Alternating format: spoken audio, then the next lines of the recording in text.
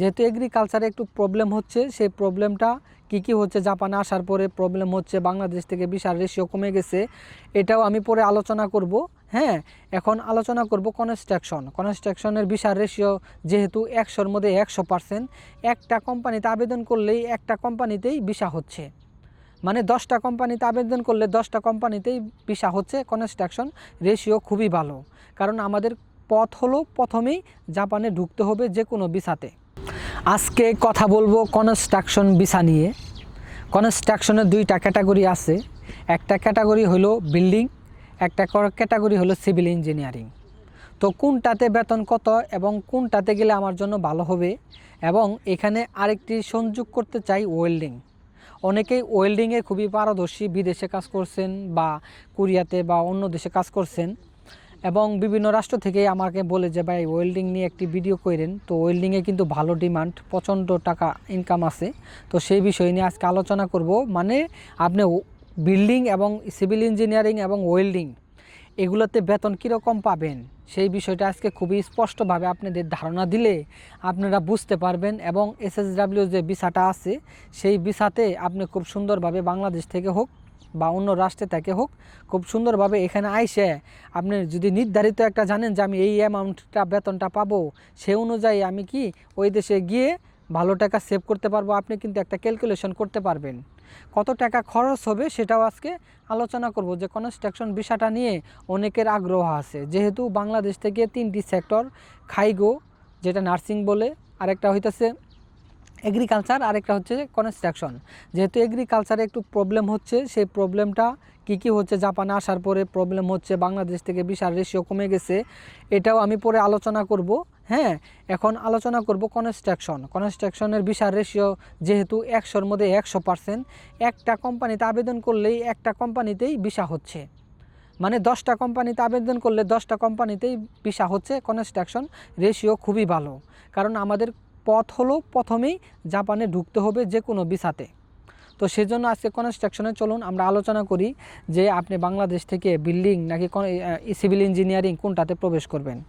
দেখেন, জাপানে আসলে সিভিল ইঞ্জিনিয়ারিং কোন আর যে আপনার বিল্ডিং কোন, এই দুইটা সিস্টেম একই, আহামরি কোনো পার্থক্য নাই কাজের। তো এই দুইটার মধ্যে যদি আপনি যে কোনো একটা সার্টিফিকেট অর্জন করেন, তো এই দুইটা কাজই করতে পারবেন। এমন না যে এই সার্টিফিকেট দিয়ে ওই কাজ করা যাবে না বা এই সার্টিফিকেট দিয়ে ওই কাজ করা যাবে না, এরকম নাই, আমি দেখি নাই। কারণ আমার সাথেও কাজ করে বা অন্য জনের সাথেও কাজ করে এরকম আছে অনেক, আমি দেখেছি যে কনস্ট্রাকশনে আপনি দুইটা মানে বিল্ডিং এবং সিভিল ইঞ্জিনিয়ারিং সার্টিফিকেট দুইটার মধ্যে একটা থাকলেই আপনি যে কোনো কাজ করতে পারবেন, এটা শিওর থাকেন। চলুন এখন আমরা ওয়েল্ডিংয়ের বিষয়টা বলি। এই ওয়েল্ডিং বিষয়টা হচ্ছে জাপানে যেটা সবথেকে পাওয়ারফুল, কোরিয়াতে পাওয়ারফুল, অস্ট্রেলিয়াতে পাওয়ারফুল বা অন্য রাষ্ট্রে পাওয়ারফুল ওয়েল্ডিং। যদি কারোর ওয়েল্ডিং ভালো দক্ষতা থাকে, সেক্ষেত্রে জাপানে বাংলাদেশের টাকায় সর্বনিম্ন আপনি 3 লক্ষ টাকা, বাংলাদেশের টাকায় 3 লক্ষ টাকার উপরে কামাই করতে পারবে। কারণ ওয়েল্ডিংয়ের যদি ভালো ধারণা থাকে, কারণ জাপানে একটা স্কিলের খুবই মূল্য, মানে খুবই মূল্য। যদি আপনি প্রথম অবস্থায় আসেন জাপানে এসএসডব্লিউ ভিসাতে, যদি ওয়েল্ডিং বিষয়টা আপনি মনে করেন যে জানেন, কিন্তু প্রথম অবস্থায় তো আপনাকে বেতনটা দিবে না, কারণ উনি একটা কোম্পানির মালিক, তো আপনার বেতনটা দিবে কোন কারণে, আপনার কি দক্ষতা আগে দেখবে, যাচাই করবে তারপরে। তো প্রথমে আসলে তো আপনার দক্ষতা বা অন্য কোনোটা ওরা বুঝতে পারবে না। তো সেক্ষেত্রে আপনি প্রথমে জাপানে আসবেন, আসার পরে যে ওয়েল্ডিং একটা কোম্পানির মধ্যে ঢুকবেন, ঢোকার পরে যেগুলো ওয়েল্ডিংয়ের কাজ আছে সেগুলো করবেন, সেক্ষেত্রে মালিকে বুঝবে যে না আপনি দক্ষ আছে, সেক্ষেত্রে আপনার 1 বছরের মধ্যে খুবই ভালো একটা অ্যামাউন্ট বাড়তে পারে। কেমন অ্যামাউন্ট, এটা কিন্তু কল্পনার বাইরে। কারণ ওয়েল্ডিংয়ের যার ভালো দক্ষতা আছে বা নতুন শিখতেছেন বা দক্ষ অর্জন করতে পারেন, সেক্ষেত্রে আপনার বাংলাদেশের টাকা সর্বনিম্ন 3 লাখ টাকা ইনকাম করতে পারবেন বা সর্বোচ্চ 5-7 লাখ টাকা হতে পারে। এখন অনেকেই বলবে 5-7 লাখ টাকা কি জাপানে বেতন আছে? ভাই অনেকে জানেই না কনস্ট্রাকশনের বিষয়ে, কারণ আছে। কারণ কিছুদিন আমার একটা ভাই, বড় ভাই, তিনি কিন্তু ওয়েল্ডিংয়ের যদি সার্টিফিকেটটা থাকতো, তাহলে তার মানে তারে 52 মান বেতন দিত। 52 মান হইতেছে জাপানি ইয়েন, 52 মান বেতন, মানে কনস্ট্রাকশনে যদি খালি ওয়েল্ডিংয়ের সার্টিফিকেটে থাকতো তাহলে তারে 52 মান বেতন দিবে কোম্পানি বলেছিল, কিন্তু তার ছিল না, সেজন্য সেই কোম্পানিতে প্রবেশ করতে পারে নাই। আরও অন্য প্রবলেম আছে, সেটা আমি পরে না বলি। তো বিষয়টা হলো 52 মান তো বুঝতেছি, জাপানে বাংলাদেশের টাকায় প্রায় 4 লক্ষ টাকার বেশি আসে। তো সেক্ষেত্রে এরকম বেতন আপনি পাবেন। এখান থেকে কিছু খরচ হইতে পারে, 1 লক্ষ বা 1 লক্ষ 1.5 লক্ষ টাকা খরচ হইতে পারে, এরকম খরচ হইতে পারে। তো সেক্ষেত্রে আপনারা ওয়েল্ডিংয়ে ভালো টাকা ইনকাম করতে পারবেন। চলুন আমরা সিভিল ইঞ্জিনিয়ারিং এবং বিল্ডিং এই দুইটাতে বেতন কীরকম পাবো দেখেন। কনস্ট্রাকশনে জাপানে যদি টাকা ইনকাম করার পথ থাকে, সেক্ষেত্রে কনস্ট্রাকশন সবথেকে টাকা ইনকামের পথ সবার আগে আমি বলবো এটা। কারণ এর আগেও আমি একটি কনস্ট্রাকশন নিয়ে ভিডিও বানাইছি, কিন্তু এখানে আরেকটা ভিডিও বানানো লাগলো। কনস্ট্রাকশন নিয়ে অনেকেই ভুলভ্রান্তি নিয়ে আসেন, এখানে একটা সতর্কমূলক ভিডিও আছে, কথা আছে, লাস্টে আমি বলবো।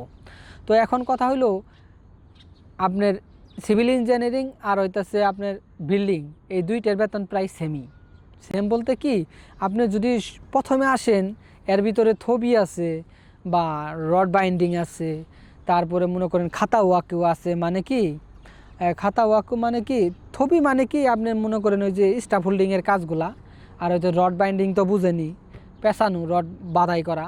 তারপরে আপনি মনে করেন যে খাতা ওয়াকু মানে কি, এই যে আপনার মানে কাঠের দিয়ে আর কি দিয়ে মানে যে কনক্রিট ঢালাই করার ভিতরে ওইটা আছে। তারপরে কনক্রিট ঢালাইয়ের কাজ আছে, ওয়েল্ডিং আছে, মানে বিভিন্ন ধরনের কাজ আছে কনস্ট্রাকশনে যেগুলো থাকে আর কি, এগুলি বুঝে নিয়েন। তো বিভিন্ন সেক্টরে কিন্তু বিভিন্ন টাকা বেতন, মানে বিভিন্ন বেতন আলাদা আলাদা আলাদা হয়। জাপানে যেই কাজটার বেতন বেশি, মনে করেন সেই কাজটার পরিশ্রমটা একটু বেশি।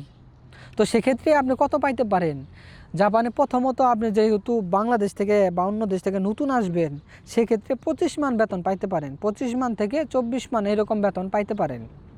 তো এই বেতনটা পাইলে, এই বেতন পাইলেও আপনি কাইটে সাইটে সব কিছু বাদ দিয়ে না হলেও 21টে থাকবে। 21টে থাকলে মানে বাংলাদেশের টাকায় যদি আপনি ঘর ভাড়া, তারপরে মনে করেন গ্যাস বিল, কারেন্ট বিল, হ্যাঁ সব কিছু বাদ দিয়ে, ইন্স্যুরেন্স খরচ, পেনশন যেগুলো বলে আর কি, মেডিকেল খরচ, এগুলো সব কিছু বাদ দিয়ে আপনার কি 20টে, 21টে, 17টা এরকম থাকতে পারে।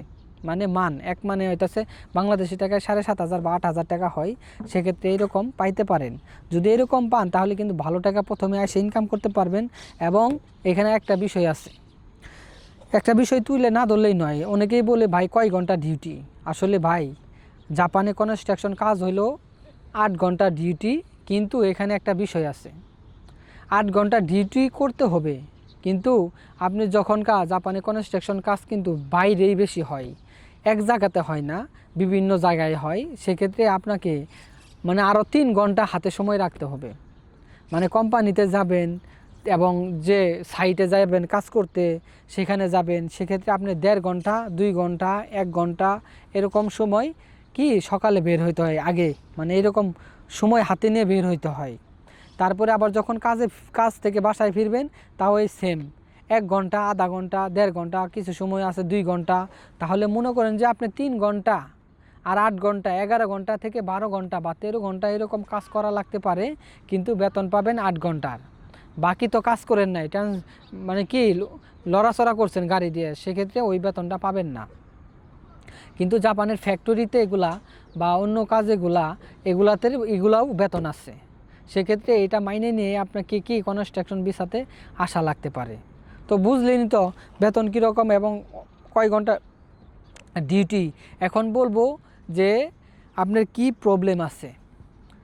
বাংলাদেশে যারা এগ্রিকালচার ভিসাতে আসছিল তারা কিন্তু খুবই প্রবলেম আছে, এই জন্যই তারা জব পাচ্ছে না ভালো করে।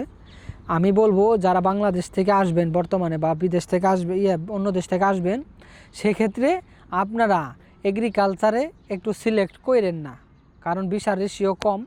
এখন যেহেতু কনস্ট্রাকশনের ভিসার রেশিও ভালো, সেক্ষেত্রে আপনারা, আমাদের মূল উদ্দেশ্য হলো জাপানে প্রবেশ করা, তারপরে এখানে ভালো যদি জব করতে পারি করলাম, না হলে চেঞ্জ করে ভালো একটা অপশনে স্কিল টেস্ট পাস করে হাইরে ঢুকা। তো এইটা নিয়ে আমরা কি সবাই কি ভালো করে চিন্তা ভাবনা করে জাপানে যে ক্যাটাগরিতে আসবেন সেটা সিলেক্ট করবেন। তো যাই হোক, তো মেন কথা হলো বাংলাদেশ থেকে কারা কারা তাড়াতাড়ি আসতে পারবে আর কারা কারা তাড়াতাড়ি আসতে পারবে না। যারা যারা মানে এগ্রিকালচার ভিসা সিলেক্ট করবে, পড়ালেখা করবে, তারা খুবই অনেক লেট হবে আসতে। কারণ এগ্রিকালচার ভিসাতে অ্যাপ্লাই করলে 10টা কোম্পানিতে অ্যাপ্লাই করলে একটা কোম্পানি অ্যাপ্রুভ করতেছে। কারণ যদি 10 জন অ্যাপ্লাই করেন, মানে 10 জন এগ্রিকালচার যদি আপনি ভাষা শিখেন, 10 জন যদি স্কিল টেস্ট পাস করেন, সেক্ষেত্রে আপনি কি একজন কোম্পানি পাবেন, তারপরেও কোম্পানিগুলো ভালো পাওয়া যাচ্ছে না। আর হচ্ছে যারা কনস্ট্রাকশনে 10 জন পাস করবেন, 10 জন পরীক্ষা দিবেন, স্কিল টেস্ট পাস করে বা ইন্টারভিউ দিবেন, 10 জনেই কি অ্যাপ্লাই করলে 10 জনের ভিসাই হবো, এটা 100% শিওর। আর হচ্ছে কেন এগ্রিকালচারে প্রবলেম হচ্ছে, এগ্রিকালচারের বিষয়টা হচ্ছে যে আপনার বাংলাদেশ থেকে যে এজেন্সিগুলো আছে তারা কিন্তু 7 লক্ষ 8 লক্ষ টাকা নিয়ে বা 9 লক্ষ 5 লক্ষ টাকা নিয়ে এগ্রিকালচারে কোনোভাবে জাপানে পাঠাইতেছে। এখানে যে এজেন্সিগুলোর কাছে পাঠাইতেছে সেই এজেন্সিগুলা কিন্তু তাদের কাছে ওইভাবে ভালো করে কি পুশব্যাক পাচ্ছে না বা ওই রকম তাদের সাথে সম্পর্ক হচ্ছে না। কারণ এখানে তারা ভালো কোম্পানি দিতে পারতেছে না, এখানে ভালো ইনকাম হচ্ছে না। প্রবলেম হচ্ছে বাংলাদেশের এজেন্সিগুলা একটা মানুষের কাছ থেকে কিভাবে টাকা নিব, খালি এই চিন্তা ভাবনা। টাকা নেওয়ার পরে তারা আর চিনে না। অনেকেই আছে আমাকে ফোন করছে, আমাকে খুব কষ্টের কথা বলছে। এই কষ্ট থেকে আমি বলতে চাচ্ছি, বাংলাদেশের এজেন্সি থেকে সাবধানে থাকেন। কেন সাবধানে থাকবেন? আমি বলি না এজেন্সি খারাপ, বলি না এজেন্সির মাধ্যমে আসতে হবে, এটা জানি। কিন্তু এজেন্সি এমনভাবে যে আপনাদেরকে একবারে জড়ায় নেয়, যে মনে করেন যে এটাতে আসতেই হবে। আপনার কাছ থেকে আগেই বলে যে আমাকে 1 লাখ টাকা দাও, আমি কাজ করব, তারপরে ভিসার জন্য ঘোরা। এবং অনেক এজেন্সি আছে 1 লাখ টাকা নিয়ে কাজ করে তাকে জাপানে পাঠা। কিন্তু জাপানে পাঠাইলে কী হবো, কিন্তু তার যে প্রবলেমগুলো আছে সেইগুলো আর দেখে না। মানে জাপান পর্যন্ত দিবে, তাদের দায়িত্ব শেষ। এরকম এজেন্সির কাছে আপনারা যায়েন না, কারণ এখানে অনেক প্রবলেম আছে। অনেক ভাই আমাকে যারা এগ্রিকালচারে কাজ করতেছে আমাকে ফোন দিছে, ভাই আমাকে একটা কোম্পানি চেঞ্জ করাই দেন, এরকম অনেক বলছে। তো আমি 2 জনের আপাতত কোম্পানি চেঞ্জ করাই দিছি এগ্রিকালচার থেকে।